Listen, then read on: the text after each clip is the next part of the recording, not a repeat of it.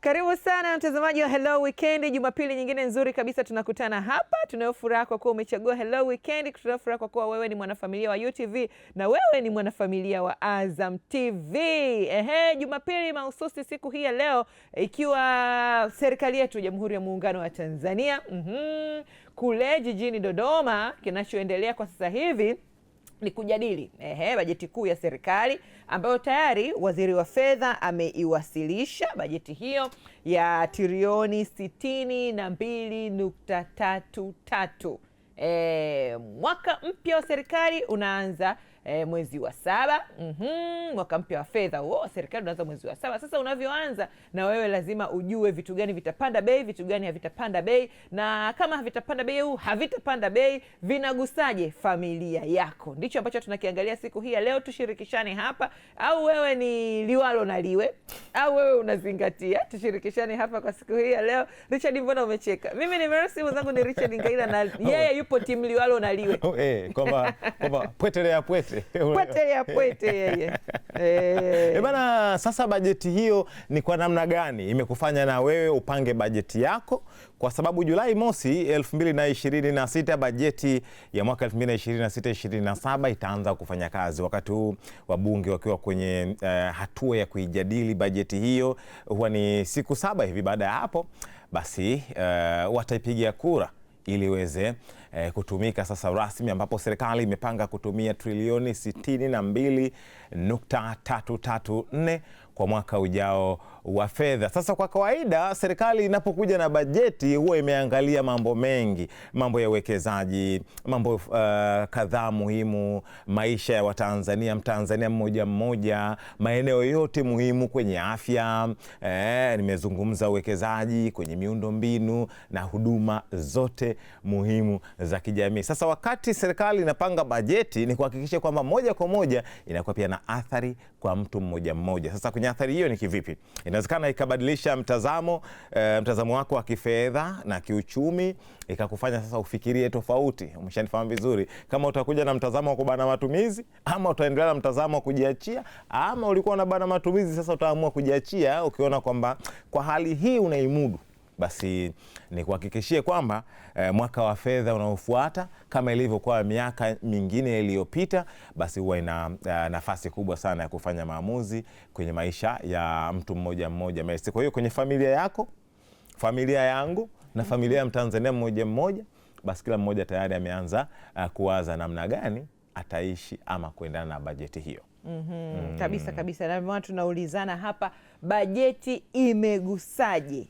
Bajeti hii inagusaje familia zetu? Nambari yako ya kushiriki hapa si nyingine bali ni 0717779773. 0717779773. Utashiriki na sisi hapa kwa njia ya WhatsApp, tutumie ujumbe, au utapata nafasi ya kupiga WhatsApp video call. Kwa sasa hivi tunakula chuma hiki kwanza, alafu tutarejea hapa kukutambulishia wageni wetu tulionao, na mgeni nambari 1 ni wewe uliyepo hapo nyumbani. 0717779773. Ndio, usikate tamaa, na ili haya mengi epukike atakao kufanya ukate tamaa, ni vyema ukawa na bajeti yako. Ni vyema ukazingatia bajeti yako, ni vyema ukazingatia bajeti ya familia yako, ili uepuke mambo mengi ambayo yanaweza kukatisha tamaa hapo baadaye. Ndicho ambacho tunakiangalia siku hii ya leo. Tuangalie bajeti kuu ya serikali iliyotangazwa bungeni Dodoma. Inagusaje familia zetu? Inagusaje familia ya moja mmoja? Unajua familia tutakuja kuangalia hapa na wataalamu wetu. Unaweza ukawa ni wewe peke yako Richard. Mimi nakufahamu wewe, familia ni wewe. Ndio tayari ni familia, usije ukasema mimi nipo mwenyewe, bajeti ya nini? Wewe ndio familia. Kwa sababu nakula, nitahitaji kutibiwa, nasafiri, na shughuli mbalimbali. Umeshanifahamu vizuri. Kwa ndugu zangu mabachela, na nyie familia inawahusu. Kwa kweli. Naunga mkono hoja. Unaunga mkono hoja? Hilo. Ila haufusio kwa vitendo. Ndo kwa vitendo. Na mimi pia bajeti inanihusu. Unajua naenda kula nini, wapi, saa ngapi, na lenyewe pia ni sehemu ya bajeti. Umeshanifahamu vizuri. Wakati ukiamua tu ukiwa na buku mbili unakula miogo wiki nzima. Sasa umeona kwa bachelor buku mbili tayari mpaka ameshapata figa kwa maana buku mbili tayari ndo bajeti. Sawa, tukutambulishe hapa studio tunaye tayari Siaka William huyu kutoka Pesa Plan. Sasa hivi tunakwenda kidigitali. Tunapanga bajeti zetu kidigitali. Karibu sana. Asante sana. Nimepatia hapo kwenye Siaka. Ndio, kwa jina anaitwa Siaka William, ni mkuu wa mikakati kampuni ya Pesa Plan. Mkuu wa mikakati kutoka Pesa Plan. Tumefurahi kuwa na wewe siku hii ya leo, na hapo baadaye tutaungana na mwenzetu Gift Njau ambaye huyu ni mzazi na atatushirikisha kwenye familia, na ili asiwe peke yake, tutakuwa tunasaidiana. Wazazi wote tutasema uzoefu wetu. Kabisa. Na mimi nitajifunza kwenu wazazi. Wao utawakilisha na utatushirikisha mabachela mnafanyeje? Siaka, utaka upande gani? Mimi ni kwa wazazi. Sema naomba nimwombe radhi mke wangu. Kwa wazazi kisoki vile. Kwa wazazi vile vile, moja kwa moja, 100%. Na umwombe radhi kama leo utatoa siri ya kazi. Siri za nyumbani za mipango ya fedha nikiitoa, naomba nisamehe. Sawa, kidogo tufahamu Pesa Plan baada ya bajeti hii kutangazwa.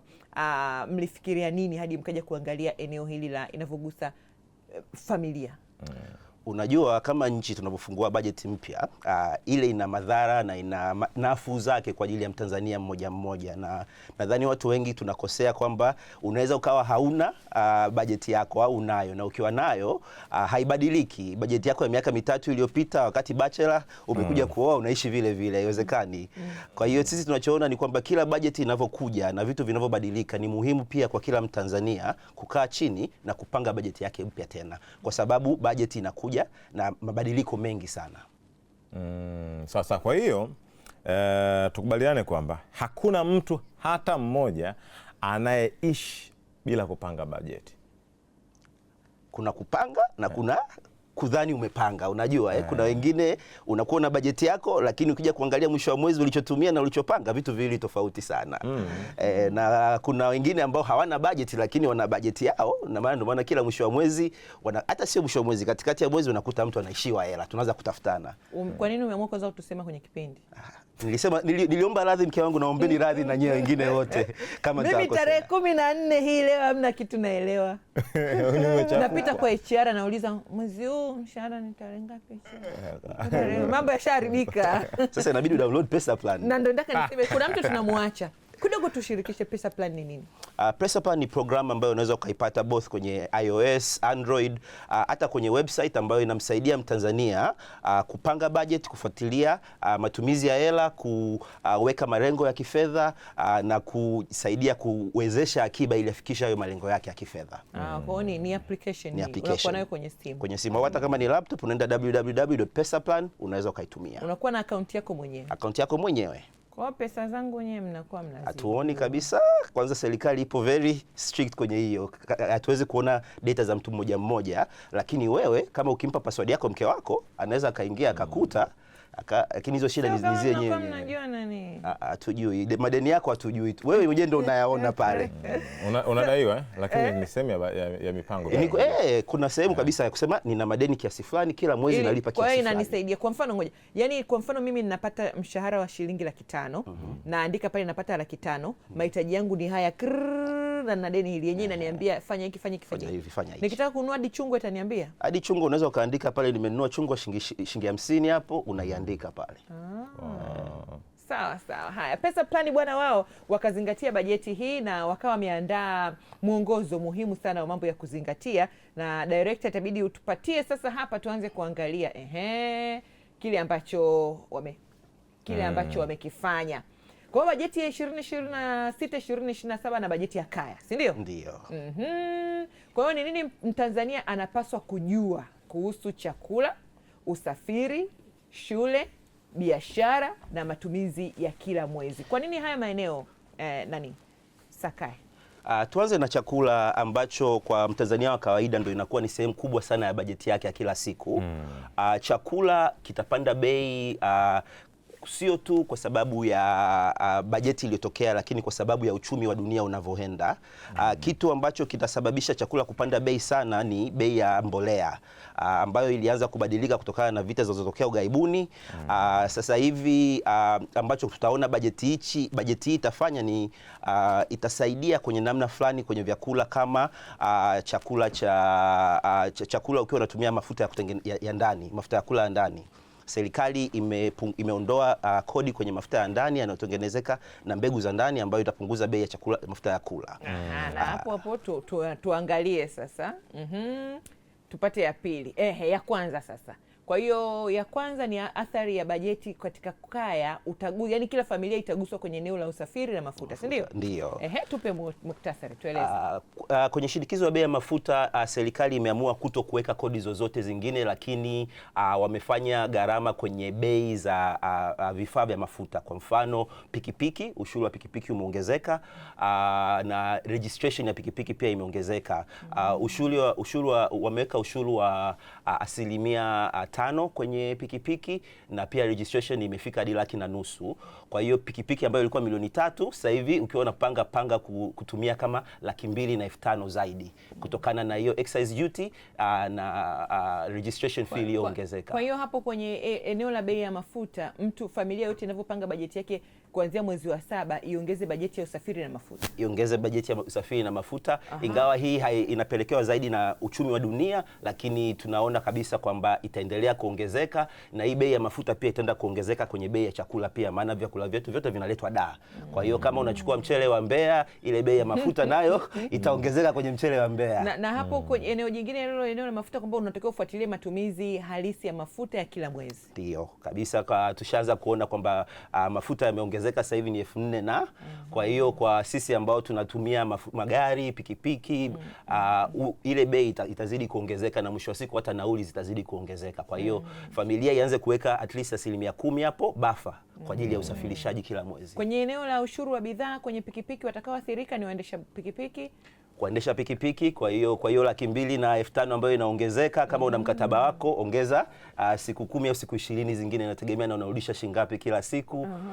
Na pia sasa hivi ununuzi wa magari, especially magari ya zamani, magari ya miaka 8 hadi 10 imeongezeka ushuru. Zaidi ya miaka 10 ilikuwa 30%, sasa hivi ni 40%. Kwa hiyo kama ST yako milioni 30, 10% inaongezeka hapo, kama milioni 3 hivi ya ziada, milioni 1.5 kwa ST ya milioni 15. La kukumbuka hapo ni kwamba usafiri ni kitu cha kwanza ambacho kinabadilisha bajeti yako. Inabidi upitie nauli, mafuta, unavyotumia Uber, Bolt sasa hivi, na uwe umeweka kidogo kisehemu cha kupumua kama bei zikiongezeka. Na kwa sababu sisi wa Tanzania karibia wote tunafanya kazi zetu, lazima tutoke. Na huwa tunasema mguu wa kutoka, usipotoka ndio unapata baraka. Usipotoka kinakulamba. Kwanza haya, wakina mama mpo, wamama wa familia tupo, mnawakilishwa na Gift Njau ambaye ni mzazi. Karibu sana. Asante. Tumefurahi kuwa na wewe asubuhi ya leo. Asante. Ulikuwa unamalizia kutengeneza vitafuno nasikia wamama wapendi, sinunui mimi chapati, natengeneza mwenyewe. Bajeti. Kwa hiyo wakati unatengeneza chapati, maandazi unahesabu. Vijana wawili, huyu atakula maandazi 3. Yule anayekula sana, sasa hapo inabidi uanze kumbana kabisa. Bwana, kama ulikuwa unakula maandazi 5, basi sasa hivi kidogo tuende 4 na wezo. Messi kwenye kila familia kuna kijana ambaye akipita jikoni, ukisikia vyombo vinalialia, anapewa tangazo, wenzako bado. Kwa sababu yeye huwa ni funga kazi, huyo anafaa kuwa wa mwisho kupakua chakula. Sasa tumkaribishe mama yetu hapa, ambaye naye atatushirikisha bajeti zinavyobadilika na nini, ratiba inavyobadilika. Unajua, ulikuwa unatumia 35 kununua mafuta ya kula, unatumia 40. Je, utapunguza pesa kwenye mchele ili watu wasile ubwabwa mara 2 kwa wiki, au inakoje? Naye atatushirikisha hapa. Tueleze kwanza kwa upande wa mama, sijui huwa inakuwaje, lakini mwanzoni unakuta tokea yupo binti anaanza anapewa 10,000, nenda kalete hiki na hiki, yani Chenchi kwa wapi? jinsi ambavyo wanatengenezwa kuanzia mabinti, unakuja kuwa dada, unakuja kuwa mama, unakuwa umetengenezwa kwa kupanga bajeti. Yaani anaenda sokoni, akirudi kabla hajaonesha alivyotumwa anaulizwa chenchi. Chenchi iko wapi? Subiri kwanza, vitu nimepata. Bajeti ina nafasi gani? Okay.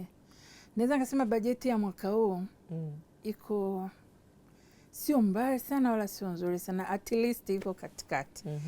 Lakini kutokana ni kibezi sana katika familia, katika maisha yetu ya kila siku, especially sisi wa mama ambao ndio tunaangalia familia, inabidi pia tuongeze ujuzi au tuongeze umahiri zaidi na umakini zaidi katika kuangalia ile budget.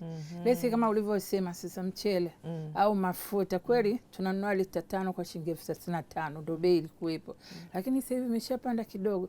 Ina maana sasa katika ile 35 lazima utakuwa utafute jinsi gani ya kuongeza hiyo kidogo iliyoongezeka kati ya 35 mpaka 40 ili uweze kufanya nini? Uweze kupata ile lita 5. Lakini pia sio hapo tu. Lazima pia uangalie utumiaje, matumizi. Yes. Kwa eneo jingine sio tu kwenye kununua, ni kuanza kwenye kubana matumizi. Kuna mtu kubana akipikia mafuta eti akishakangia samaki kwa heri yani. Yamechafuka. Pale kumbe anaunga Chinese. Ulikuwepo dada kwa vile na mwingine anachokifanya anaanza sasa kutumia ushauri wa madaktari. Bwana daktari amesema mafuta bwana sio mazuri. Ni kweli kabisa. Lakini siku zingine tukihusianisha na bajeti, siku zingine hakukuwa na hizo tahadhari. Na hapo tukisalia kwenye ile slide yetu ya kwanza tuliyoiona ya bajeti, eneo la usafiri, ili tumalizane kabisa ile eneo, twende slide ya pili. Huenda wamama sasa hivi tunafanya free delivery, tunapenda delivery hadi ya nyanya. Maboda tunawatuma hadi vitunguu, hadi pilipili hoho. Huenda gharama zikaongezeka. Tunafanyaje hapo? Kwa kweli za kuletewa vitu na hawa bodaboda. Yaani kwa kweli kama ulikuwa umezoea kutumia bodaboda, sijui sisemei kwa ubaya, lakini sasa hebu jaribu kupunguza bodaboda. Kama alikuwa anaenda sokoni au alikuwa anamtuma mara 3 kwa wiki, hebu mtume basi yani ile siku ambayo imebidi utume, au mtume basi hata mara 1 kwa wiki, kwa sababu kila mara 3 kwa siku. Yaani muda wa asubuhi nakumbuka sina maandazi, anaenda kunichukulia pale. Muda wa mchana nakumbuka sina nazi, anaenda kunichukulia. Muda wa jioni nakumbuka vitunguu vimeisha, anaenda kunichukulia. Unamshaurije sasa mtu mwenye nauli yenyewe ya bodaboda kwa siku umetumia kilo 10 za mchele? Umeona mchumi? Yaani inabidi tu kusema kweli sasa hivi tu kila mmoja sasa hivi ni mchumi na kila mmoja sasa hivi lazima ajue budget. Umesomea hujasomea lazima iwe kwenye damu. Sawa. Kwa pesa plan wametuandalia maeneo ambayo familia zinaenda kuguswa. Director, tupatie eneo la pili ambalo pesa plan wao wanaona bajeti itaenda kugusa. Tupate eneo la pili, na mimi ninazo hapa kwenye simu yangu. Baada ya usafiri na mafuta, inayofuata ni malipo ya kidigitali. Hayo hapo sasa. Kama kampuni ya kidigitali tunafurahi sana kuona serikali ikiweka kipaumbele mfumo wa kidigitali. Hii ni katika jitihada za kuformalize uchumi na kuongeza kipato cha ndani wanachokusanya. Vitu ambavyo vimetokea, moja, kuna upanuzi wa malipo ya kidigitali. Kuanzia Julai serikali itaanza kutoa mfumo wa bure wa EFD. Zamani ilikuwa inabidi uende utoe 90 kwa mtu akuingia kwenye mfumo, kila mwaka unampa 30, lakini sasa hivi ni bure kabisa. Pia wamefanya malipo mengi kufanyika kidigitali. Kuanzia sasa hivi watakuwa wanataka ada, malipo ya ndege ya treni yote yafanyike kidigitali. Wataanza kutoa lipa namba kwa wafanyabiashara wadogo. Na pia kuna ongezeko la kodi za kidigitali kwa makampuni ya nje ambayo yanatoa services ndani ya nchi. Kwa mfano, wewe una Netflix yako, kila mwezi unalipia 15,000. Sasa hivi kuna ushuru umeongezeka wa 1%. Kwa hiyo ni kidogo, ni kama 100 hivi. Lakini kama una subscription ya bei ya zaidi, ina maana ule ushuru unaongezeka zaidi na bei zitapanda. Wakati huo wameongeza ushuru wa baadhi ya bidhaa za shule, madaftari ya mazoezi, vifaa vya shule navyo vinaweza vikapanda bei, na hii inakuwa inamwathiri zaidi mzazi na mwanafunzi. Kwa hiyo inabidi familia zianze kupanda ongezeko pia la bajeti ya shule, na wakiweza waanze kufuatilia matumizi katika kila eneo hivi. Kwa hiyo kama mwanao anapenda kuchora madaftari, kurasa moja anachora tu kidogo, anaruka anatumia kurasa nyingine, inabidi uweze kumwambia tumia nusu kurasa, kidogo kidogo kujipanga. Swala la kukumbuka hapo, swala la kukumbuka hapa ni kwamba kadri malipo yanavyoongezeka kidijitali, ni muhimu kufuatilia si matumizi tu, bali pia gharama za miamala, kwa sababu unavyozidi kutumia malipo ya kidijitali, zile gharama zinaongezeka, na kuna solution nyingi sana siku hizi ambazo zinaweza kupunguza zile gharama. Na hapo inakuja Azam Pesa. Azam Pesa yenyewe hakuna makato Azam Pesa kwenda Azam Pesa, maana unaweza ukadhani ukiwa na 10,000 kavu mkononi unaweza ukampa mtu kama ilivyo, lakini ukiwa na 10,000 kapu kwenye simu lazima uwe na 500 ya juu au 1,000 ya juu. Kwa hiyo maana mtu lazima aanze kuwa makini kuangalia ni mtandao gani na ni njia gani nikilipa inapunguza makato, si ndio? Ndio. Haya jamani, pakua Azam Pesa, ni huku una pesa plani, huku una Azam Pesa, bajeti inazidi kushuka. Mama, tumeona hapa eneo la vifaa vya shule. Kwenye eneo la vifaa vya shule kusema kweli, yani kuna wakati mwingine ukiangalia kwenye hii bajeti vizuri, unaona kuna mahali ambako kidogo tumepunguza, kuna unafuu, kuna kidogo nako kumepanda. Kama alivyosema mwenzangu, ni kweli ukiangalia kwenye vifaa vya shule vimepanda, lakini kwenye swala la upande wa pili unakuta pamepungua. Kwa hiyo ni nini zaidi? Tunarudi pale pale kwenye bajeti. Lazima sasa hivi tuwe makini sana na kila kitu tunachokifanya. Mtoto akisema tu daftari imeisha, yes, alete ile tulikague tuone tumefikia. Kuna watoto hawaandiki sehemu, unajua daftari ina sehemu mbili, ina sehemu nzuri na ina sehemu ya juu. Sehemu ya juu haandiki. Kwa yani tuwe makini, yani inabidi kwanza hii budget the way ilivyo, lazima tu kwenye familia muwe pamoja.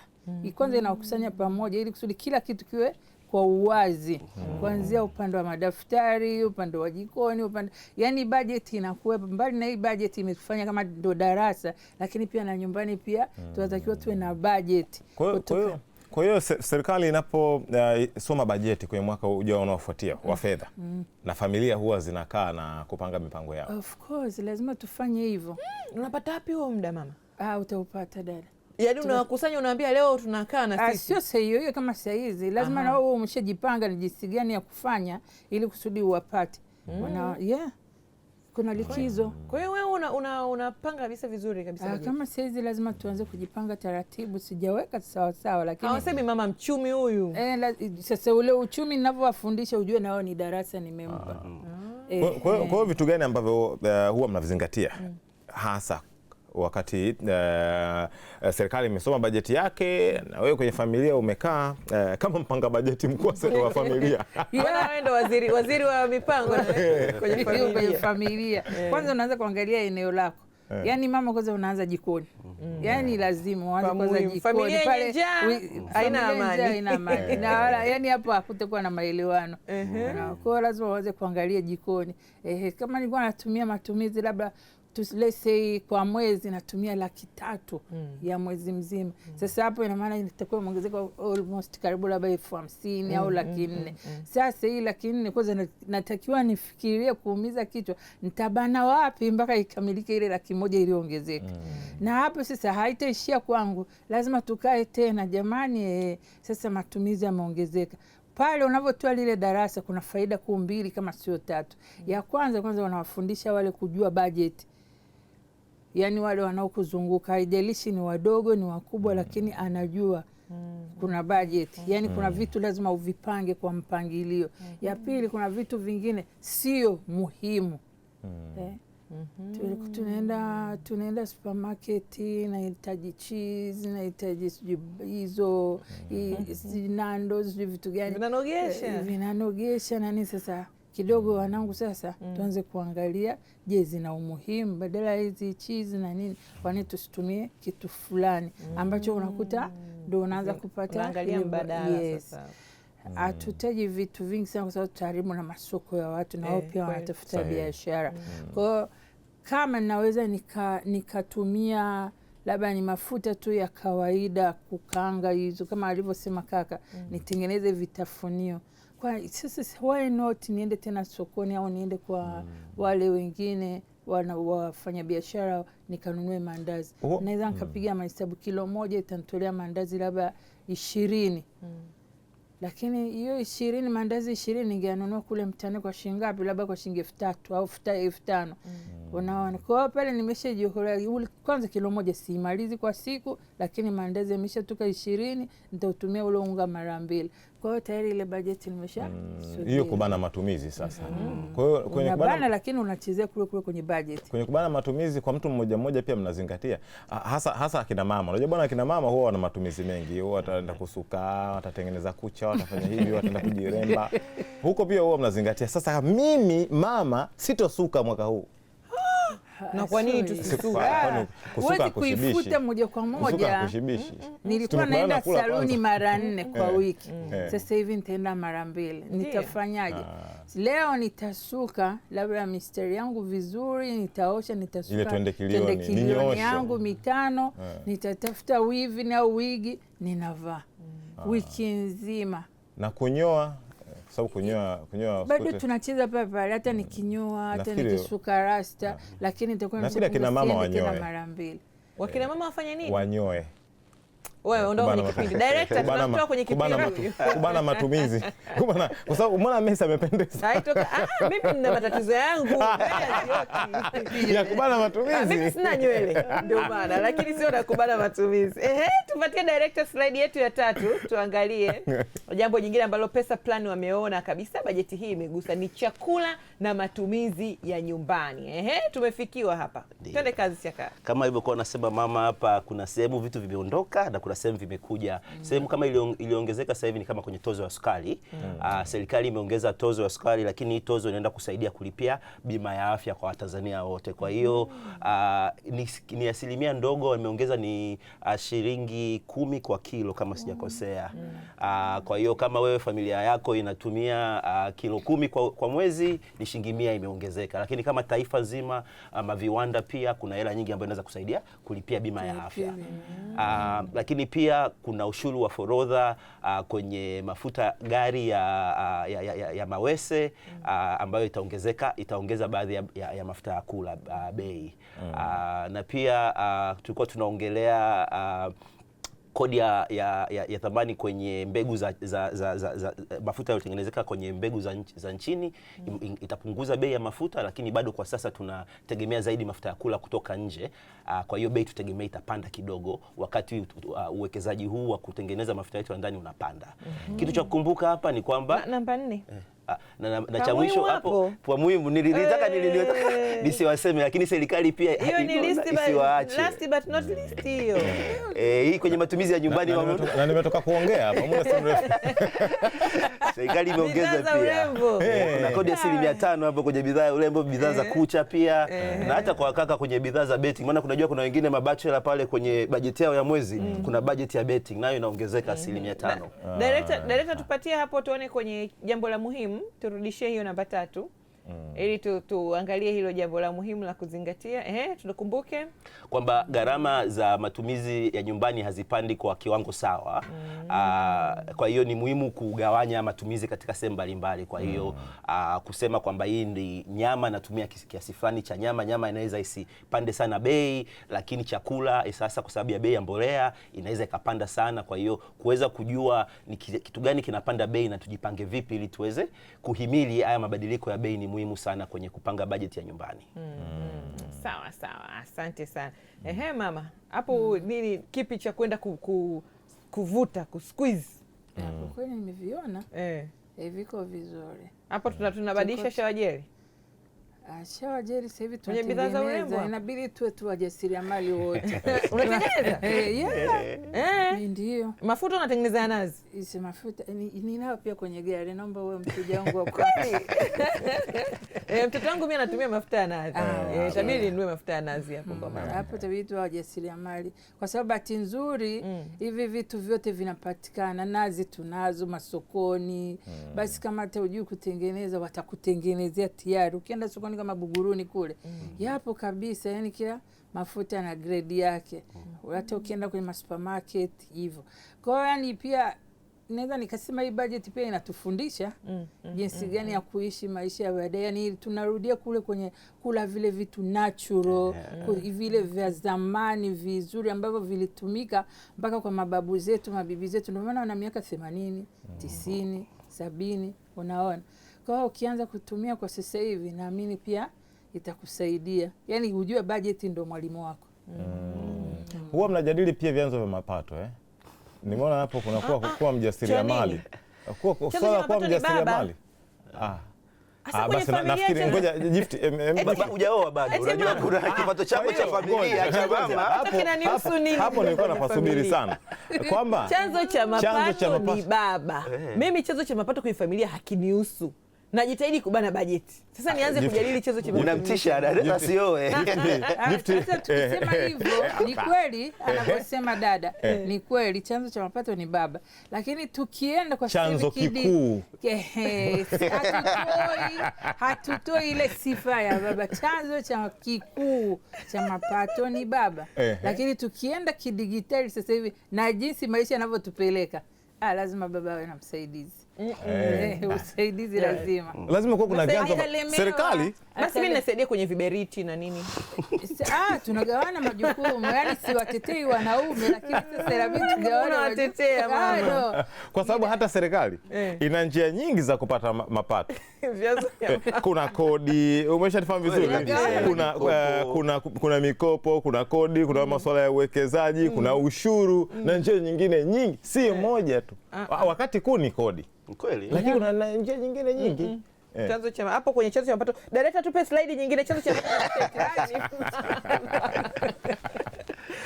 Tuangalie eneo jingine, eneo la 4. Athari ya bajeti katika kaya kwenye mali, ujenzi na biashara. Karibu. Kwanza kitu kikubwa sasa hivi ni kwamba serikali kwenye kuendeleza digitization wameweka mifumo ambayo wanataka sasa hivi ukiuza nyumba, ukiuza kiwanja lazima ile transaction ifanyike kidijitali.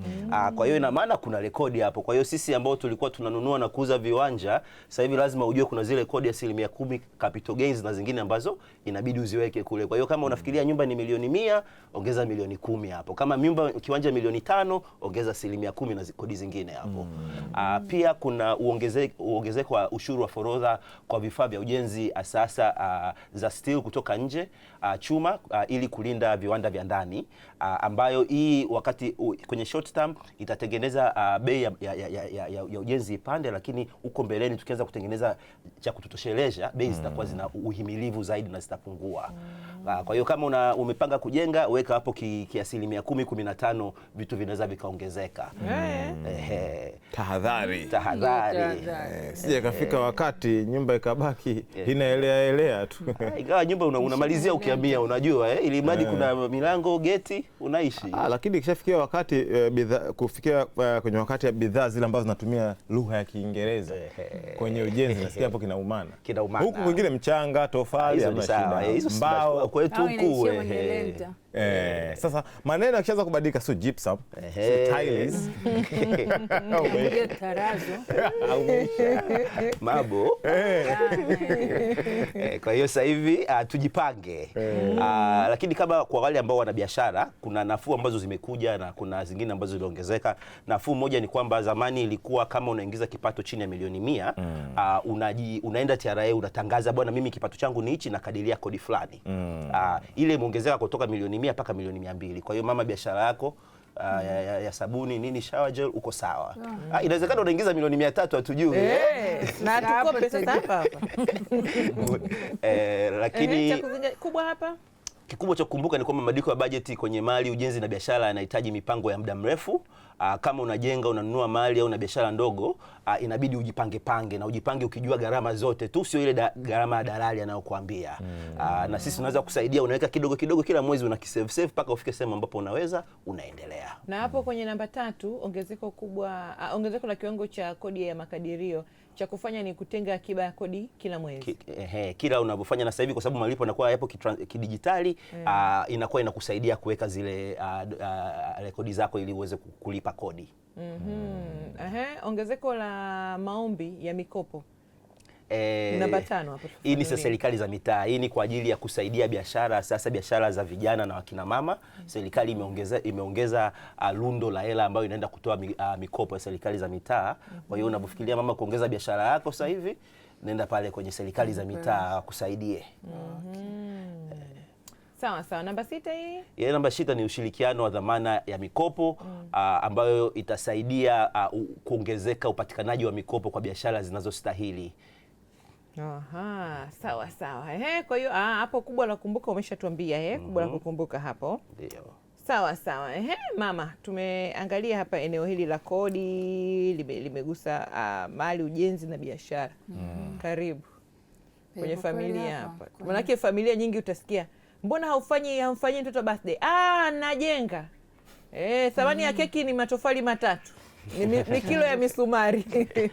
Sasa kama kuna uwezekano asilimia zikaongezeka hapa, tunafanyaje? Maana familia ikiwa inajenga bwana, hata nguo ya sikukuu mnunuliwi. Yaani kwa kifupi ujue tu familia ikiwa ina kitu fulani cha faida ya baadaye, kama hivyo unavyosema kujenga, lazima hata pale ndani kidogo panakuwa pana tofauti. Wenyewe ni mashahidi. Kama kweli unajenga, lazima hata kwenye ule mlo, basi kama mko mnakula sijui nyama, samaki, kuna ile wanaita keyboard, mboga 3. Hizo zinapungua. Kama unacheza draft. Wakuta ugali, samaki, majani, nyama kukaanga, sijui maziwa kidogo. Huku kuna kidogo hapo. Chakula mlo kamili. Ni sawa. Makundi yote ya vyakula. Lakini sasa tunarudi pia kwa madokta wanavyotuambia. Hapo inabidi uwe na pia uwe ni dokta tena. Msile kwa pamoja vyote hivi, tumbo litafanya nini? Tumbo unaenda kibajeti, lakini baadaye ile utaisogeza kwenye mlo labda wa jioni au wa baadaye, ili mradi. Kwa sio lazima vyote uvile mlo mmoja. Kama hivyo nasema hapo, maziwa, samaki, nyama, kwa nini vyote vile? Unaweza ukala sasa hivi ugali wa samaki na mboga ya majani. Ndio. Jioni ukala wali wa mboga ya majani. Unaona, kwa hiyo ile nyama kidogo inasogea siku inayofuata.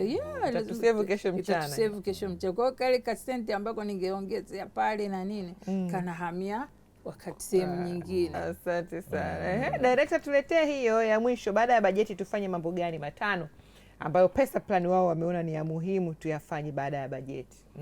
Ya kwanza, kama alivyosema mama yangu hapa, nipitia bajeti yako ya mwezi.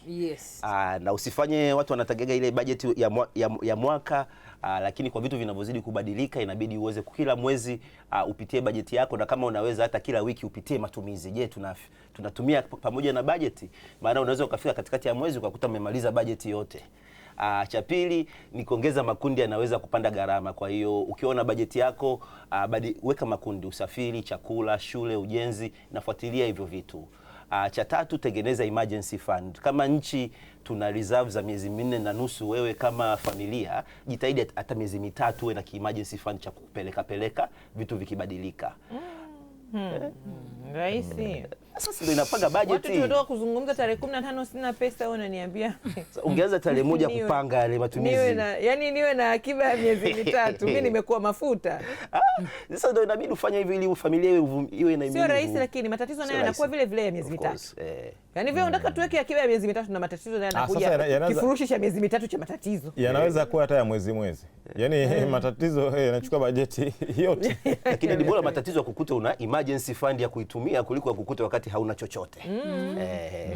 Na unaweza kujipanga ni kidogo kidogo, hata ukiweka 500 leo, 1000 pale, ukafika sehemu kidogo kidogo akiba inazaa. Kingine hapo ni cha mwisho kusema, kama una biashara inabidi sasa uanze kutenganisha pesa za biashara na za nyumbani, kwa sababu mwisho wa siku unavyoenda kulipa kodi inabidi uweze kuonyesha zile rekodi zako. Na hii inakusaidia wewe kuona kwamba biashara ina faida. Maana wengi wetu tunaendesha zile biashara hapo hapa watoto wanahitaji mboga dukani, kachukue hela dukani. Na hiyo inafanyika sana hiyo. Sana ndio maisha yetu. Nataka Azam Cola, kachukue dukani pale, hasa ile maduka ambayo yapo nyumbani hapo. Chumvi kachukue, sasa zile uende hapo kwa Mangi au kwa Muha. Na hii namba 4, kufuatilia gharama za miamala. Kama ingekuwa inawezekana, hii mitandao ingekuwa kila mwezi inakupatia, ukiachana na pesa ambayo umetuma au umepokea, makato uliokatwa, kama ingekuwa inatupatia tungesikitika sana.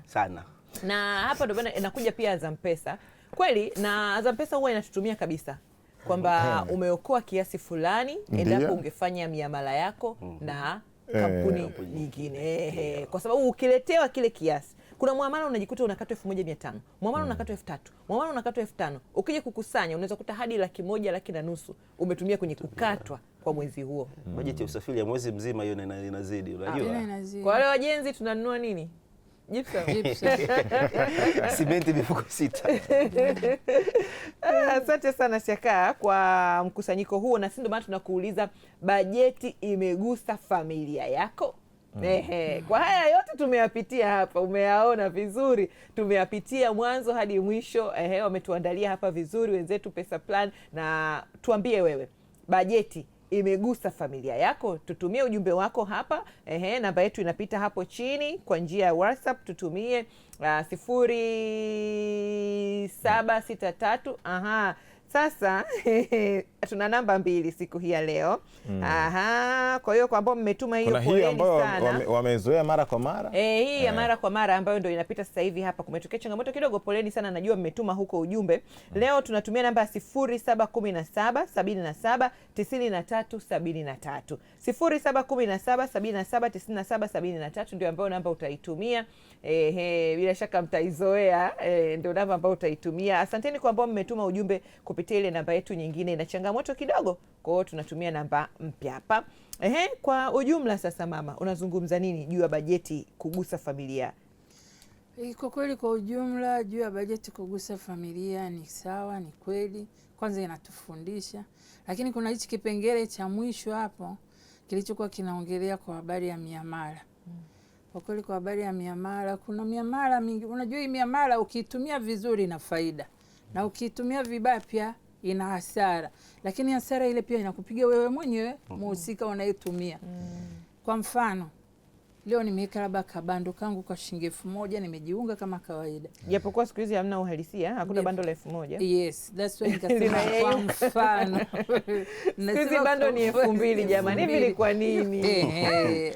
Hapo sasa umeunga bando lako la 2000. Sasa hebu badilisha ile mawazo yako na jinsi gani ya kuitumia ile bando la 2000. Ile bando la 2000 labda umeliunga kwa ajili ya wiki nzima, ni wiki moja. Sasa tena isiwe ile halo mambo nipe ubuyu, sio hizo za ubuyu na sijui visheti, achana navyo. Tufanye mawasiliano, weka mawasiliano ya muhimu ambayo ni kwa sababu yani imebidi nikupigie. Kwa hiyo wasiliana kwa lazima na kwa dhumuni, na kuingia kumaliza MB kwenye kuperuzi. Sasa hapo kwenye kuperuzi pia ukitumia simu yako, mimi nikisema labda kwa mfano mimi nitakuwa natafuta biashara, nitakuwa natafuta mteja, nitakuwa naangalia labda anataka nini, au labda tunafanya nini. Nao wajanja wale wenye mitandao, yes, wanakuletea tu vitu, yani unajikuta umebaki kule, unakuta kweli vinakubadilisha, wanakuwekea na matangazo mazuri na wao pia wanatafuta.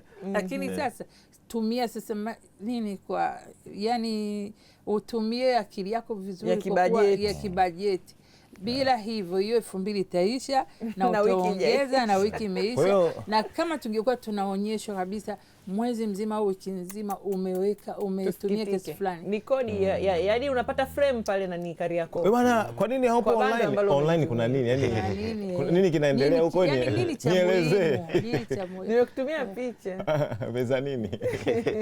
Tutafikia sasa mahali kama hivi nikiwa na labda hata nikubipo basi pipi. Sasa tukikutana wote wajanja nao unanibipo, tabiri mmoja akubaliana matokeo. Sawa. Muda wetu nao unatutupa mkono. Lakini tunavyokaribia kuhitimisha siaka, tukija kwako sasa, kwa ujumla unazungumza nini na mnatoa ushauri gani? Jua afya ya familia mara nyingi inaanza kwenye afya ya fedha. kwa familia ambazo zinashindwa kujipanga bajeti yake, matumizi, kuweka hata malengo yake kifedha, mwisho wa siku ile inakuja kuadhiri afya ya familia. Kwa hiyo ninachoasi wasikilizaji ni kwamba tengenezeni bajeti. Serikali imekuja na bajeti mpya, vitu vinabadilika. Kama mama alivyosema, kaeni kama familia. Kama wewe ni bachelor, kaa kama wewe mwenyewe kama familia, jipange bajeti yako. Sasa huo muda wa kupata na familia kutengeneza bajeti mnaupataje wenzetu? Kwanza kama mnakuwa mnafanya maisha yanakuwa magumu, familia nayo mnatengeneza na bajeti. Yaani kuna namna mnaleta ugumu wa maisha hivi, kama familia yenu inakuwa ngumu. No, inategemea sasa. Unajua familia, tukisema familia, mimi na familia yangu, wewe na kwako. Yaani wale wategemezi tunaotegemeana pale ndani. Kama unawapa na wao stress zako. Wanatakiwa waishi kwa kurelax, watumie vitu wanavyotaka. Yaani wanaanza tena kuhusika na mabajeti. Kuna mama wewe na ametoka kukataa vyanzo vya mapato, hataki kuacha mapato.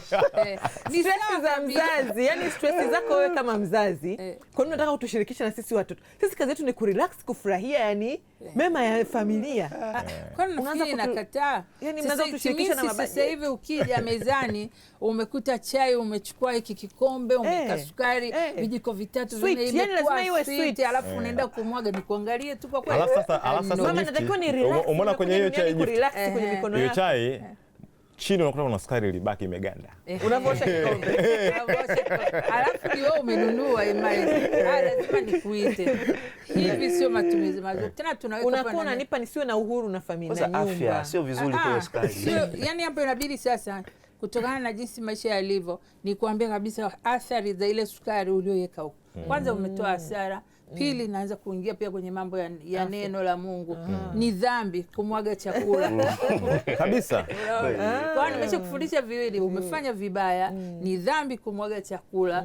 Lakini ni tatu, kwa nini usitumie kiasi? Itimisi katika hivyo vitatu, kesho umeshakuwa umeshakuwa kabisa, umeshajua kwa hiyo nitumie kwa kiasi itakayoweza kunitosha, ndio nifanye. Lakini nyie mnatafuta ili si watoto wa enjoy. Ndio. Sasa unaanza kumbania mtoto mafuta. Bajeti nisipofanya hivyo na wewe kwako kesho utaharibu. Hujatushirikisha Siaka, wewe unawezaje familia kwenye bajeti? Kwanza kijana kama wewe na bajeti na wewe unajizeesha. Nimeoa ndio maana lazima niwe na bajeti. Hivi bajeti unapanga wewe au unapanga mke? Kusema kweli mimi najua kinachofanyika kwenye bajeti, lakini mke ndo anapanga bajeti. Wewe unaambia bwana, nafikiri mwezi huu sasa wewe unatekeleza. Mimi naingia kwanza kwenye mipango, kwamba nasema bwana, tuna mipango fulani, labda tutafute hela, tujipange, tutafute kiwanja. Lakini ile sijui sasa hivi tununue nazi kiasi fulani au nini kiasi fulani ndani. Ile mke wangu ndo anapanga, lakini ananishirikisha. Tuna sehemu wote tunaangalia yale matumizi yalipo. Na ndiye waziri wa fedha kwenye familia. Waziri wa fedha. Na pengine atafuti yeye.